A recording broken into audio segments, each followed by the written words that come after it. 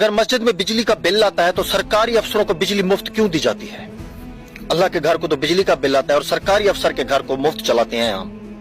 ये वो वाहिद मुल्क है जहां का गरीब अमीर को चलाता है। ऐसा निजाम बन चुका है। और इनके पास अगर कोई काम लेकर जाए, आपको एक कॉमन जवाब मिलेगा, कल आ जाए। काम चाहे 10 मिनट का हो, आधे घंटे का हो, कल आ जाए। ये काम इनके लिए हादसा होता है, जिसके लिए आहिस्ता आहिस्ता अपने आप को तैयार करते हैं। और ये वो लोग हैं जिनको आप निकाल भी नहीं सकते।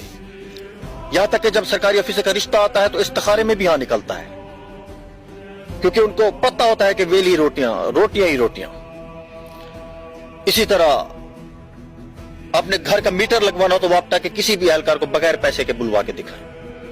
इसी तरह बाकी इदारे हो गए, इसी तरह कचहरी हो गया, इसी तरह गवर्नमेंट का कोई भी ऑफिस है, उसमें आप एक फाइल इधर से उधर बगैर पैसों के करवा के दिखाएं।